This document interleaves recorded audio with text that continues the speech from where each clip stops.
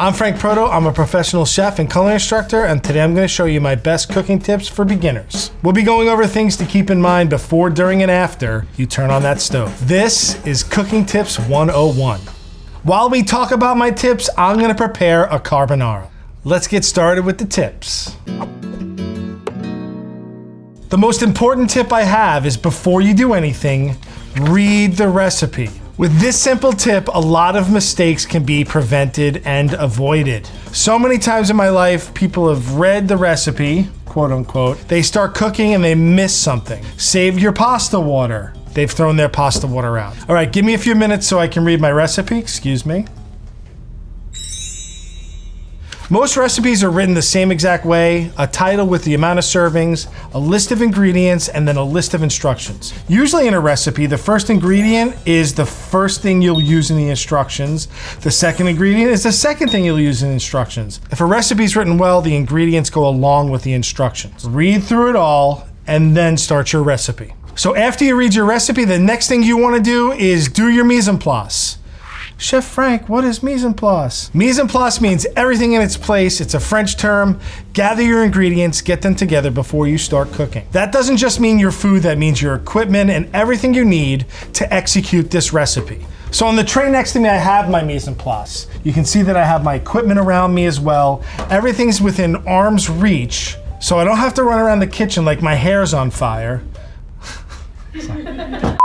First thing I'm gonna do is grate my cheese. I'm gonna put all this on the side. And if there is an instruction that you need to grate your cheese, make sure that's part of your mise en place. I'm gonna grate a fair amount of cheese for my carbonara. Carbonara is basically bacon, eggs, and cheese.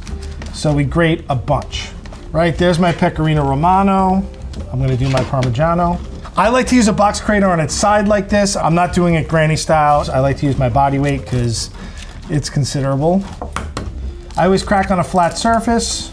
Ooh, look at how beautiful that egg is. Eggs are cracked, I'm just gonna give them a quick whisk.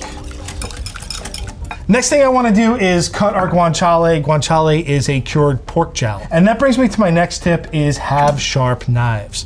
There's a common misconception that sharp knives are dangerous, when the fact is that dull knives are even more dangerous than sharp knives.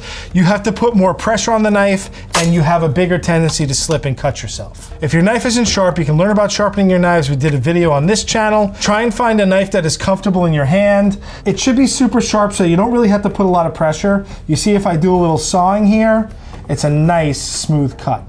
I am not having to struggle with this, just whispers through. If it isn't sharp, sometimes you'll do a lot of sawing. You can ruin your ingredients because you're crushing them or tearing them. So having a sharp knife saves you time, saves you ingredients, and saves your fingers from getting cut. Now that I have all my mise en place ready to go, we can cook. So my next tip is keep an open mind.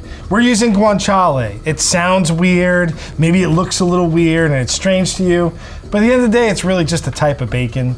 Push yourself, stretch yourself, try new things. You'd be surprised on how many times they're actually really delicious. So I got a little oil in my pan, guanciale goes in.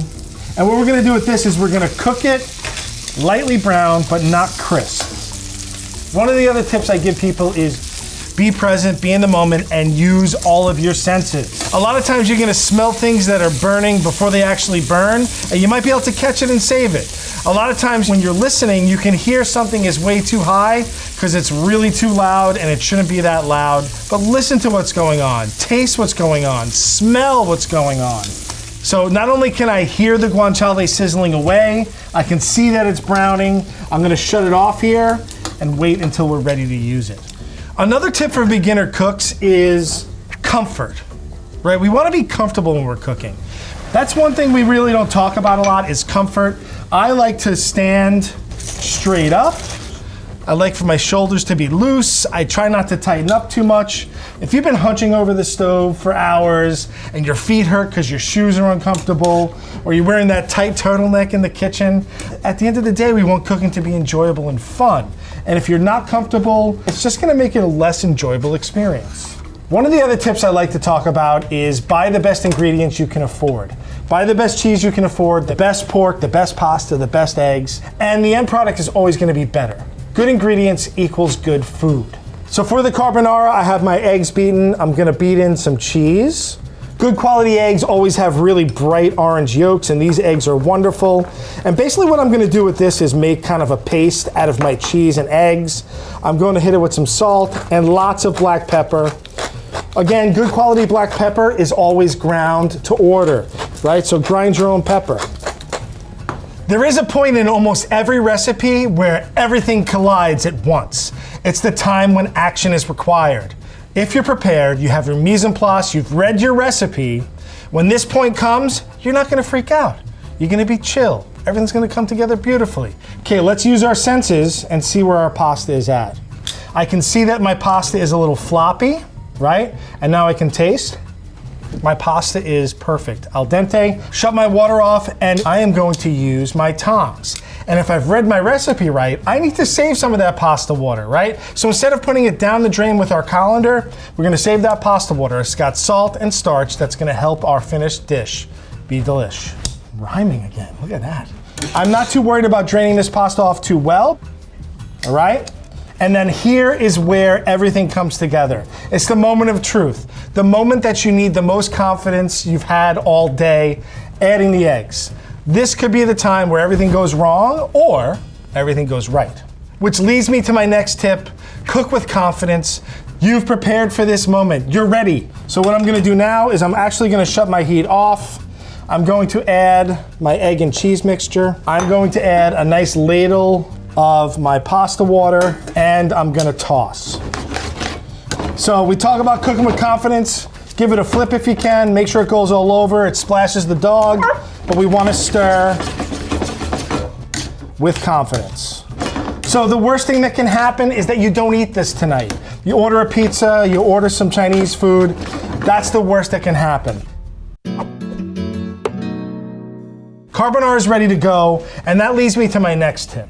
Master the recipe, or at least be confident with your skills enough that you can start modifying. If you haven't mastered the recipe, take your time, get it down, and then you can start to modify things to your preference. If you start modifying things too early and don't master the recipe or the technique, things aren't gonna come out good.